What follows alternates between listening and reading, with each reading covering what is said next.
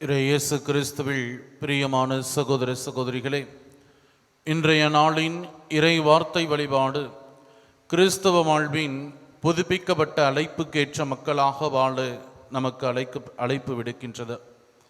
இன்று நாம் வாசிக்க கேட்ட அந்த யோவான் நற்செய்தியில் இருக்கக்கூடிய அந்த நிகழ்வும், லூக்கா நற்செய்தி 5ஆம் அதிகாரம் 5 முதல் 11 வரை வருகிற நிகழ்வும் இரண்டும் ஏறக்குறைய ஒத்த நிகழ்வாக அமைந்திருக்கிறது. அதாவது, பேதுருவும் அவருடைய தோழர்களும் மீன்பிடிக்க செல்லுகிறார்கள். இரவு முழுவதும் அவர்கள் பாடுபட்டு உழைத்தும் எந்த மீனும் அகப்படவில்லை. அவர்கள் இயேசுவை காண்கிறார்கள். இயேசுவின் வார்த்தைகளை ஏற்று மீண்டுமாய் வலை போடுகிறார்கள். மீன்பாடு அதிகமாக கிடைக்கிறது. இந்த இரண்டு நிகழ்விலும் என்ன ஒரு வித்தியாசம் இருக்கிறது என்று பார்க்கிற பொழுது, யோவான் நற்செய்தியாளர் விவரிக்கக்கூடிய இந்த நிகழ்வானது இயேசுவினுடைய உயிர்த்தெழுதலுக்கு பின்பாகவும், லூக்கா நற்செய்தியாளர் சொல்லக்கூடிய அந்த நிகழ்வு முதல் சீடர்களை அழைக்கிற அந்த நிகழ்வு, அதாவது இயேசுவினுடைய பணி வாழ்வினுடைய தொடக்கத்தில் நிகழ்கிற நிகழ்வாகவும் இருக்கிறது. இயேசுவில் பிரியமானவர்களே, இந்த இரண்டு நிகழ்வுகளையும் இணைத்து சீடத்துவ வாழ்வின் இரண்டு நிலைகளாக நான் பார்க்கிறேன்.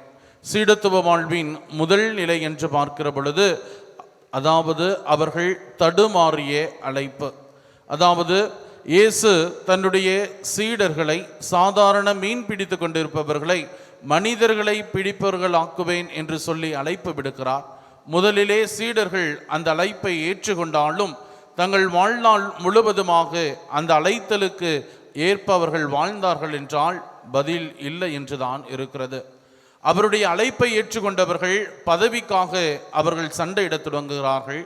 மேலுமாய் இயேசு அவர்களுக்கு தம்மோடு இருக்கவும், தன்னுடைய வல்லமையும் அதிகாரத்தையும் அவர்கள் பயன்படுத்தி கொள்ளவும், மேலுமாய் தன்னுடைய பணிகளை செய்ய அவர்களை பயன்படுத்தி தன்னுடைய நீட்சிகளாக, அதாவது இயேசுவினுடைய நிகழ்வுகளாக வாழ அவர்களுக்கு அழைப்பு கொடுத்தாலும் அவர்கள் அந்த அழைப்பின் நிலையிலிருந்து தவறி விடுகிறார்கள். பேதுரு இயேசு கைது செய்தபோது அவரை எனக்கு தெரியாது என்று 3 முறை மறுதளித்தவர், இயேசு இறந்த பிற்பாடு முற்றிலுமாக மறந்துவிட்டு நான் மீன் பிடிக்க செல்லுகிறேன் என்று அவர் தன்னுடைய பழைய நிலையை நோக்கி புறப்படுவதை காண முடிகிறது. இதுதான் சீடத்துவ வாழ்வினுடைய ஒரு நிலையாக இருக்கக்கூடிய தடுமாறிய அழைப்பாக இருக்கிறது. இரண்டாவது ஒரு நிலை புதுப்பிக்கப்பட்ட அழைப்பு. அதாவது அவ்வாறு தன்னுடைய சீடர்கள் தன்னுடைய அழைத்தலிலிருந்து அவர்கள் வழிமாறி தடுமாறி சென்ற போதும் இயேசு அவர்களை அப்படியே விட்டு விடாமல் உயிர்த்த பிற்பாடு பலமுறை தன்னுடைய சீடர்களுக்கு மீண்டும் மீண்டுமாய் தோன்றி அவர்களை நம்பிக்கையில் உறுதிபட செய்து அந்த உயிர்த்தெழுதலை அவர்களுக்கு எண்பித்து அவர்களை அவருடைய சாட்சிகளாக மாற்றுகிறார். இன்று யோவான் நற்செய்தியாளர் குறிப்பிடக்கூடிய இந்த நிகழ்வானது 3வது முறையாக உயிர்த்த ஆண்டவர் தம் சீடர்களுக்கு தோன்றுவதாக இருக்கிறது. இயேசுவில் பிரியமானவர்களே, அதனால்தான் இன்றைய நாளினுடைய நற்செய்தி வாசகத்திலும் முதலிலே அங்கு நிற்பவர் யார் என்று சீடர்களுக்கு புரிந்து கொள்ளவில்லை. ஆனால் பின்பு அவர்கள் புரிந்து கொள்கிறார். அவர்கள் இயேசு என்பதை அறிந்து கொண்டதனால்தான் சீடர்கள் யாரும் அவர் யார் என்று கேட்க துணியவில்லை.